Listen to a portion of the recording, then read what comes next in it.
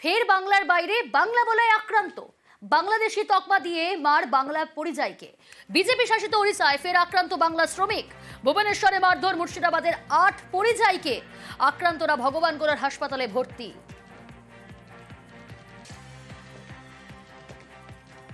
24 তারিখে জনশতাব্দীতে 1:25 গেছিলাম ভুবনেশ্বর মহাবীরনগর। কাজে গেছিলাম 12:30 1টার সময়, মানে 15-20 জন আসলো, সব লাঠি লাদনা সব কিছু নিয়ে, ওখানকারই লোকাল ছেলে দিয়ে আমার পুরো যত ডকুমেন্টস ছিল সব কাঢ়ে নিয়েছে, মোবাইল কাঢ়ে নিয়েছে, 3,500 টাকা ছিল তাও কাঢ়ে নিলে দিয়া বলছে তোর লোক বাংলাদেশি। আসে মারতে লাগলো।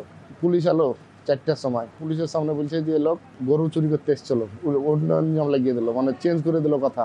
পুলিশও আমাদেরকে মারলো। পুলিশে মারার পর থানা তুলে নিয়ে যায়, এমনি সাদা কাগজে আমাদেরকে সই করিয়ে বলছে যে যদি বাঁচার ইচ্ছা থাকে তো উড়িষ্যা তাড়াতাড়ি ছাড়। মহারাষ্ট্রে নিখোঁজ বাংলার পরিযায়ী, নিখোঁজ ফাঁসি দেওয়ার পরিযায়ী শ্রমিক। মহারাষ্ট্রের আক্কালকোটে কাজে গিয়ে নিখোঁজ। 22 আগস্ট থেকে নিখোঁজ ফাঁসি দেওয়ার পরিযায়ী। আক্কালকোট থানায় অভিযোগ সহকর্মীদের। ছেলেকে ফেরাতে প্রশাসনের কাছে আর্জি মায়ের। মহারাষ্ট্রে নিখোঁজ বাংলার পরিযায়ী, নিখোঁজ ফাঁসি দেওয়ার পরিযায়ী শ্রমিক। মহারাষ্ট্রের আক্কালকোটে কাজে গিয়ে নিখোঁজ।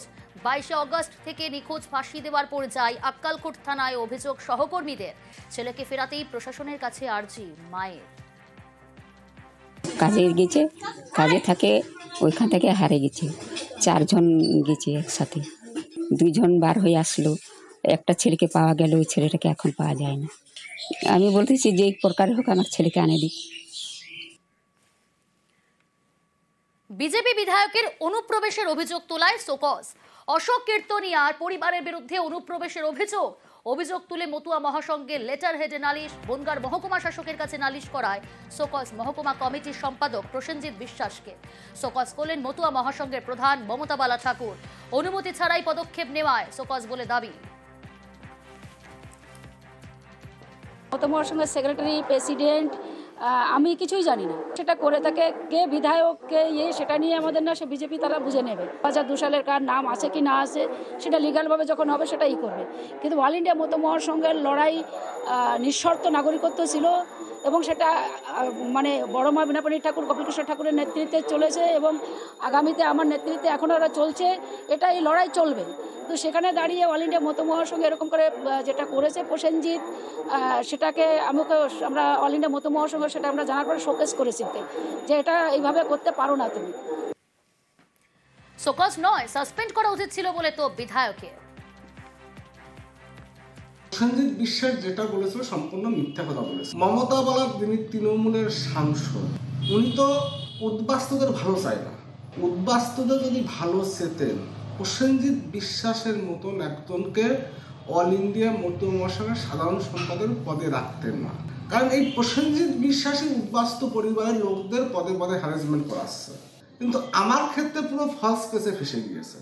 মমতা বালা ঠাকুরানির কাছে আমার প্রশ্ন, আপনি যদি এই সম্প্রদায়ের ভালো চেতেন, শোকজ না, আপনাকে ওকে সাসপেন্ড করলে তবে যোগ্যতম জবাবটা হতো।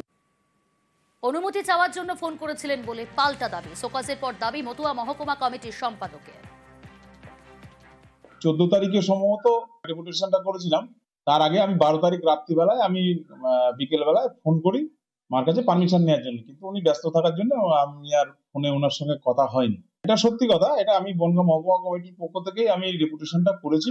আমি যেহেতু একজন আইনজীবী, দেশে যে হারে এসআইআর নিয়ে সাধারণ মানুষ ভীত সন্ত্রস্ত হচ্ছে, সেই জন্য আমি এইটাই বলতে চেয়েছি যে একজন বিধায়কের এই অবস্থা, তার বাবার নাম ভোটার লিস্টে নেই 2002 সালে, সাধারণ মানুষের কোনো ভয় নেই, এই মেসেজটা দেওয়ার জন্য আমি করেছি। আর যদি আমি কোনো ভুল করে থাকি তার জন্য সংগঠন যা তার পদক্ষেপ নেওয়ার নেবে, আমি তার উত্তর আমি দেবো।